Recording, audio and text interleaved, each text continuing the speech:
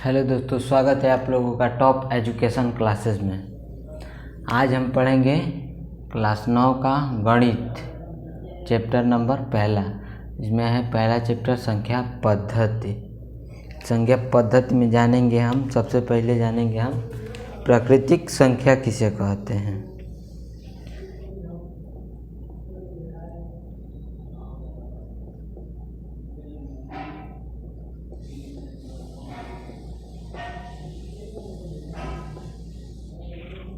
प्राकृतिक संख्या हमारा टॉपिक है।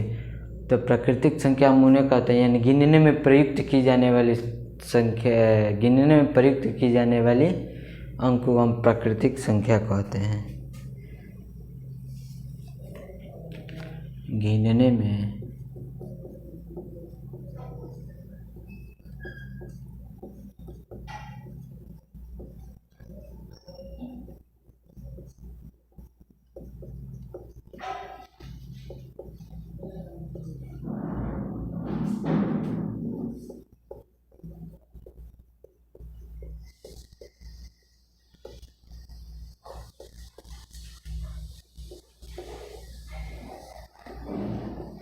प्राकृतिक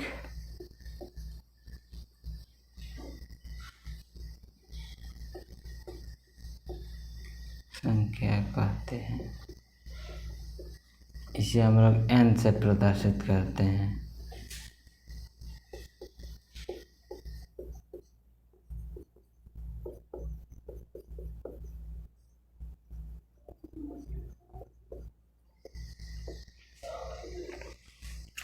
यानी प्राकृतिक संख्या हम उसे कहते हैं, गिनने में प्रयुक्त की जाने वाली संख्या को हम प्राकृतिक संख्या कहते हैं। उसके बाद आता है हमारा पूर्ण संख्या।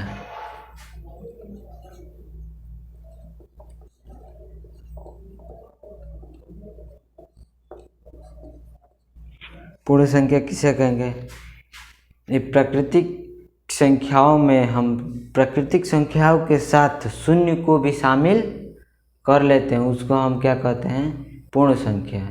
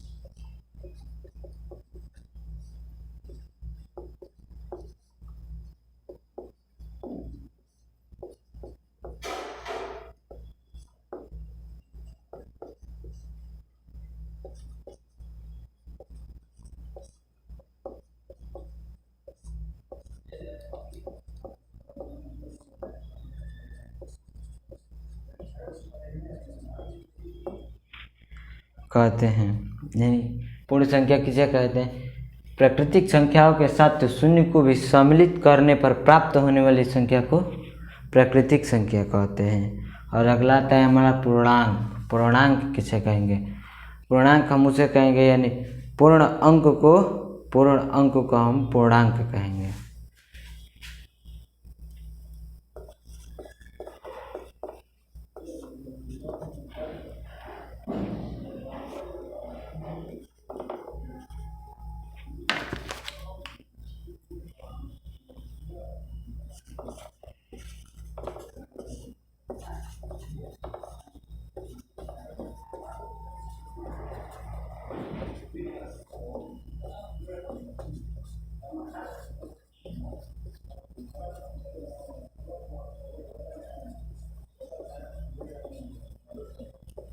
जैसे इसमें हो जाएगा 2 4 6 -4 -6 हो जाएगा ऐसे।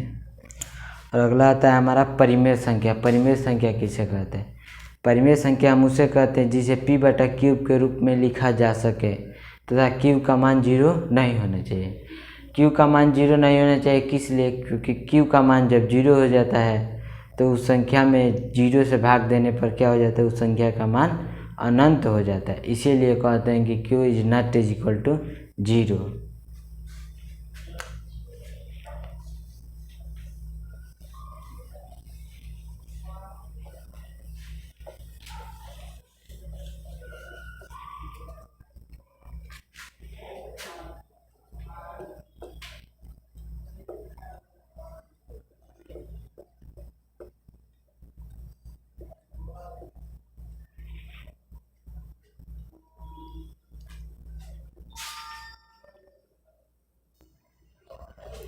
यानी परिमेय संख्या हम उसे कहेंगे जिसे p/क्यूब के रूप में लिखा जा सके। आइए हम लिखते हैं डिफिनेशन।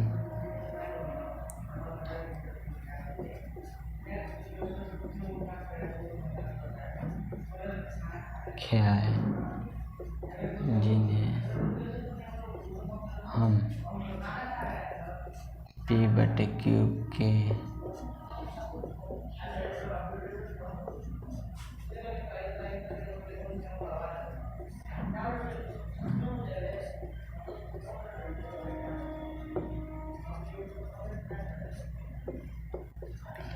उन्हें परिमेय संख्या कहते हैं। q is not is equal to 0, क्योंकि q का मान अगर 0 होगा तो उस संख्या में अगर q से 0 से हम भाग देंगे तो उस संख्या का मान कितना हो जाता है, यानी उस भिन्न का मान हो जाएगा हमारा इन्फिनिटिव, यानी अनंत हो जाएगा। इसीलिए हम q का मान 0 नहीं लेते हैं। और आगे जानेंगे हम तुल्य परिमेय संख्या।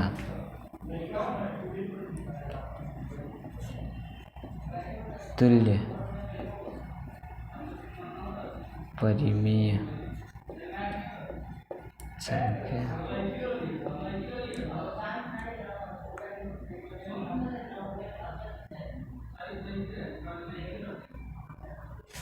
यानी तुल्य परिमेय संख्या उसे कहते हैं जिसका अंश व हर दोनों बराबर हो या उन्हें बराबर करने के लिए वियोजन किया जा सकता है, उसे हम तुल्य परिमेय संख्या कहते हैं।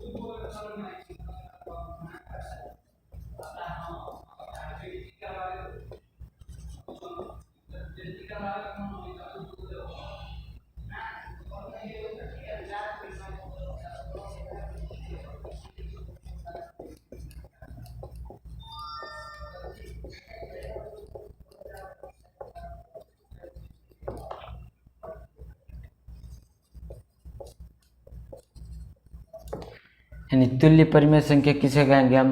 वे परिमेय संख्या जिसके अंश तथा हर दोनों बराबर हो या बराबर करने के लिए उनका वियोजन किया जा सके, यानी अलग अलग उनको किया जा सके, उसे हम क्या कहते हैं? तुल्य परिमेय संख्या कहते हैं।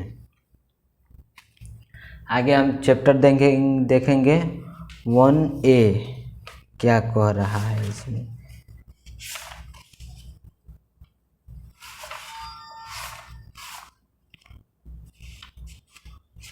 वन 1.1 देखेंगे। 1.1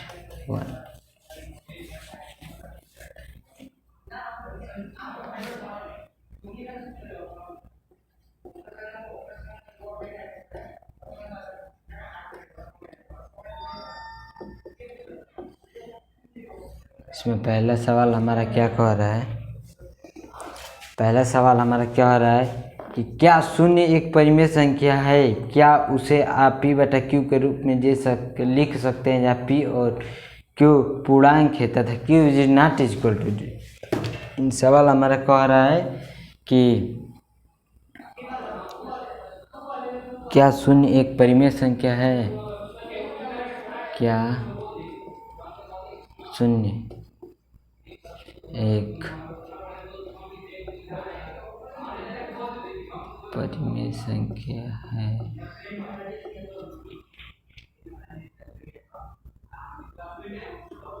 तथा इसे आप p बटा q के रूप में व्यक्त कर सकते हैं तथा इसे आप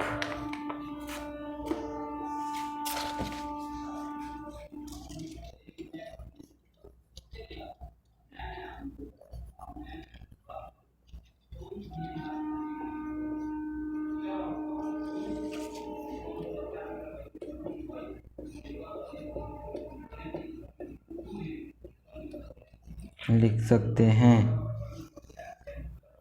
जहाँ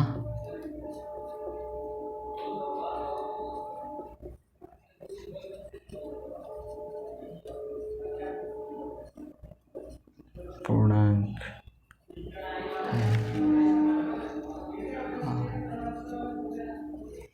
देखिए सवाल क्या कह रहा है हमारा, सवाल कह रहा है कि क्या शून्य एक परिमेय संख्या है तथा इसे p बटा q के रूप में आप लिख सकते हैं, तो जहाँ p और q एक पूर्णांक है तो q is not equal to 0। यानी कह रहा है कि शून्य एक परिमेय संख्या है, तो हम लिखेंगे कि हाँ शून्य एक परिमेय संख्या है, हाँ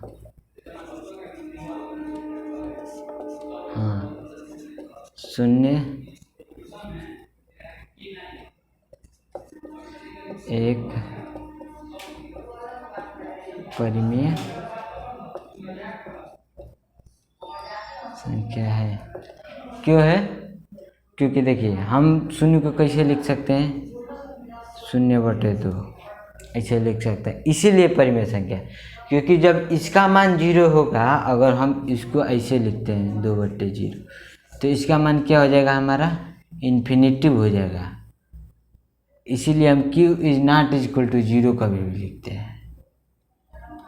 ये हो जाएगा 0/6 हो जाएगा, 0/7 हो जाएगा, कुछ 0/ कुछ भी हो सकता है। इसीलिए हाँ शून्य एक परिमेय संख्या है और इसे हम p बटा q के रूप में लिख सकते हैं। तथा देखो यहाँ पे क्या है, 0 भी पूर्णांक है और 7 भी पूर्णांक है, यानी यहाँ पे 0/7 ये भी क्या है हमारा पूर्णांक है और ये भी पूर्णांक है।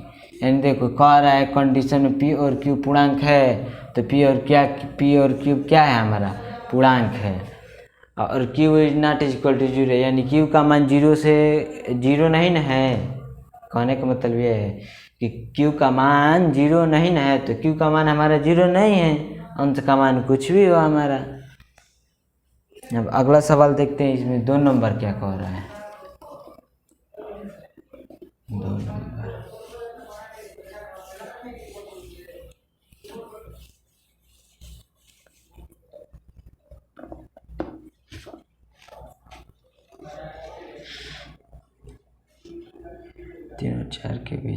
तीन और चार के बीच में 6 परिमेय संख्या ज्ञात कीजिए। 3 और 4 के बीच में 6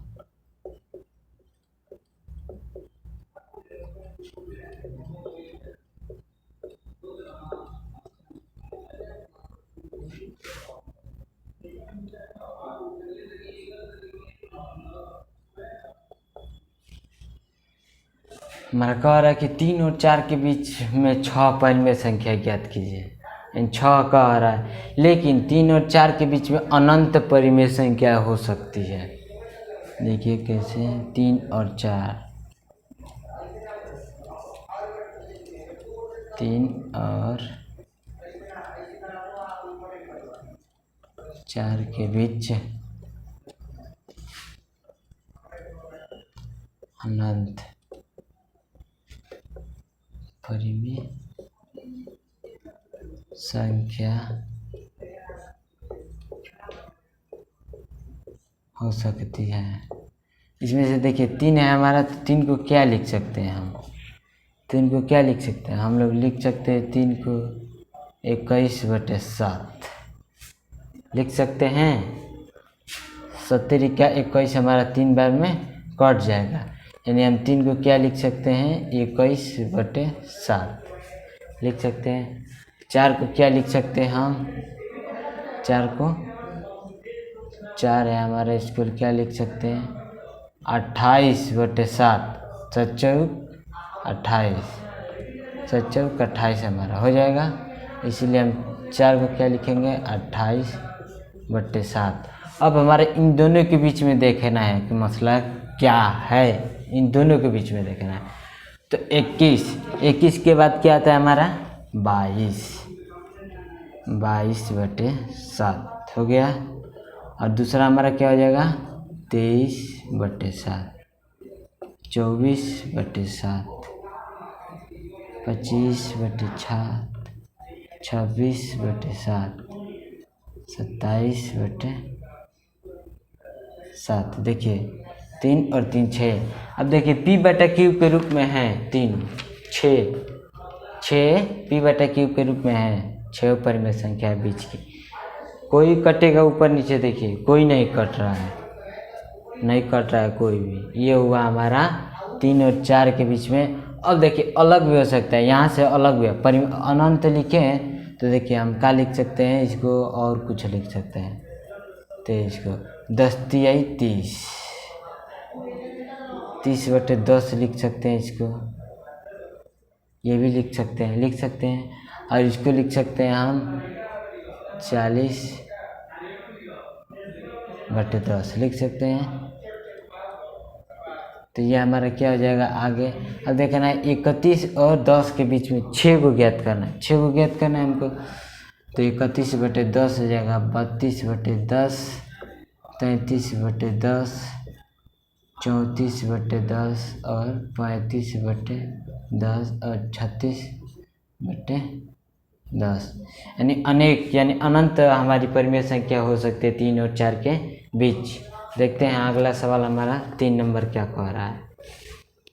3 नंबर कह रहा है हमारा 3/5 और 4/5 के बीच 5 परिमेय संख्याएं ज्ञात कीजिए।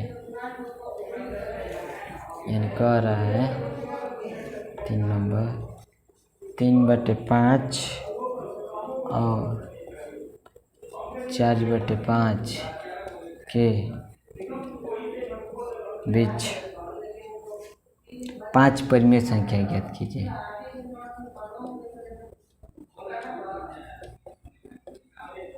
परिमेय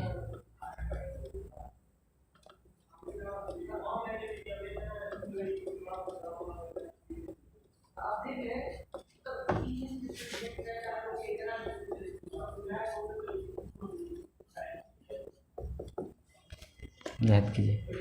3/4 और 4/5 है। हमें ये हाई देखना है, सबसे पहले इसको देखना है किसके किसके बीच में पूछा है ये। तो देखिए पूछा है हमारा 3/5, तो 3/5 को 3/5 ऊपर और नीचे अंश तथा हर में हम क्या करेंगे? 10 से गुणा करेंगे। 30/50 हो जाएगा हमारा। और इसमें भी करेंगे 4/5 गुणे 10/10, क्योंकि 10/10 कट जाएगा, 10/10 कट जाएगा तो इसका मान कुछ नहीं होगा। तो 40/50 हो जाएगा। अब देखिए ये हमारा है मसला, यानी 30/50 और 40/50 के बीच में कई को ज्ञात करना है, 5 को ज्ञात करना है। ठीक है, तो ले लेते हैं हम। 30 के बाद क्या आता है हमारा? 31, यानी 31/50 हो जाएगा। 32/50 33/50 और 34/50 और 35/50 हो जाएगा हमारा।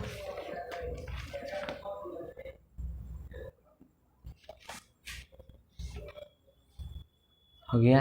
देखिए कभी भी कहे 3/5 जो भी कहे बाटा वाला कहे उसमें 10 से गुणा कर दो और उसके बाद उन दोनों के बीच में जई गो संख्या कहे तई गो हमें परिमेय संख्या ज्ञात करना है, लेना है।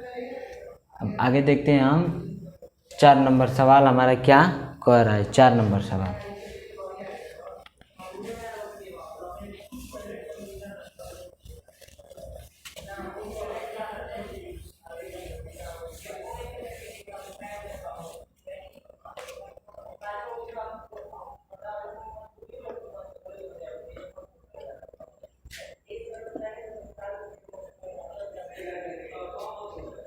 चार नंबर सत्य और असत्य छांटना है। इसमें सत्य है कौन है और असत्य कौन है ये हम लोगों को छांटना है। तो इसमें देखिए पहला क्या कह रहा है। पहला कह रहा है प्रत्येक प्राकृत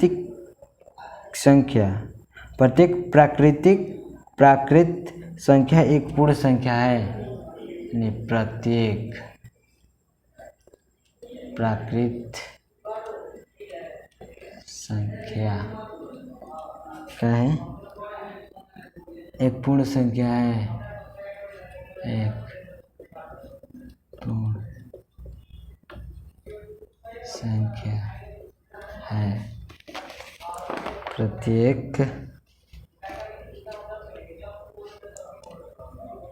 इसका आंसर क्या होगा हमारा सत्य। प्रत्येक प्राकृतिक संख्या एक पूर्ण संख्या है, ये बात सही है। देखिए प्रत्येक प्राकृतिक संख्या हमारा एक से शुरू होता है। 1 2 3 4 5 6 7 8 9 10 इन्फिनिटिव चला जाएगा है। अब देखो सब ये पूर्ण है ना, इसमें कौनो आधा है इसमें। 1 2 3 4 5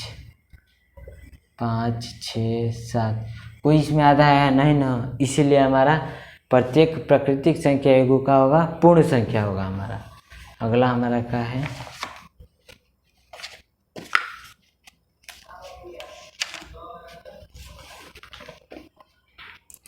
प्रत्येक पूर्णांक एक पूर्ण संख्या है। प्रत्येक पूर्णांक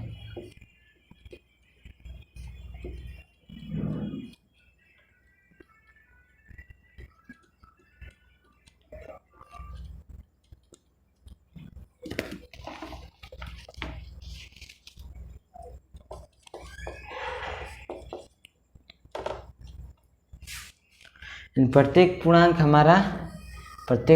हमारा एगो पूर्ण संख्या है। कह सकते हैं नहीं है, असत्य है। क्यों, रीजन जानिए क्यों सत्य। प्रत्येक पूर्णांक कोई भी पूर्णांक ले लीजिए। देखिए 2 3 4 5 शून्य भी आता है हमारा। और देखिए क्या आता है, और हमारा आता है -3 भी आता है पूर्णांक में। -4 -5 -6 है। देखिए तो है पूर्ण नहीं ना है, माइनस में है। ये पूर्ण नहीं है हमारा, यानी ये माइनस में है, इसीलिए हमारा ये क्या होगा, असत्य होगा। यानी प्रत्येक पूर्णांक एक पूर्ण संख्या नहीं है। 1/2 दे दे हम लोगों को तो ये पूर्ण है नहीं ना है, इसीलिए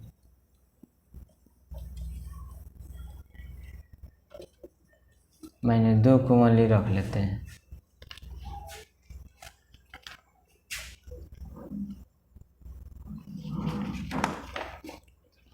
और इसमें 3 नंबर क्या कह रहा है, इसमें 3 नंबर 4 नंबर में 3 नंबर क्या कह रहा है, प्रत्येक परिमेय संख्या एक पूर्ण संख्या है।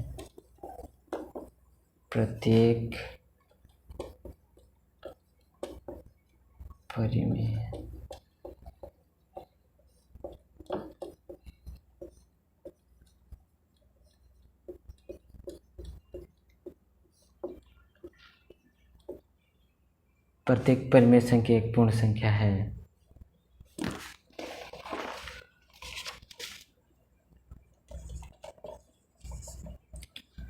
तो ये भी असत्य है। क्यों है, आइए रीजन जानते हैं। प्रत्येक परिमेय संख्या, इतना देखेंगे पहले, प्रत्येक परिमेय संख्या यानी कोई भी परिमेय संख्या ले लेते हैं, 1/2 ले लेते हैं, 1/2 ले लेते हैं, चाहे 1/4 ले लेते हैं, ठीक है, कुछ भी ले लेते हैं। 1/4 का ये पूर्ण है, हमको दिख रही है पूर्ण, देखिए, और डिवाइड देंगे तो क्या आएगा हमारा 0.5 आएगा हमारा 0.25 आएगा, 0.25 आएगा। तो क्या ये पूर्ण है? पॉइंट में पूर्ण नहीं है, इसीलिए प्रत्येक परिमेय संख्या एगो पूर्ण संख्या नहीं हो सकती है। अब चैप्टर 1.2 अगले वीडियो में देखेंगे। अगर वीडियो अच्छी लगी हो तो लाइक और शेयर कर दीजिएगा और चैनल को सब्सक्राइब कर लीजिएगा ताकि आने वाला लेटेस्ट वीडियो आपको प्राप्त होता रहे।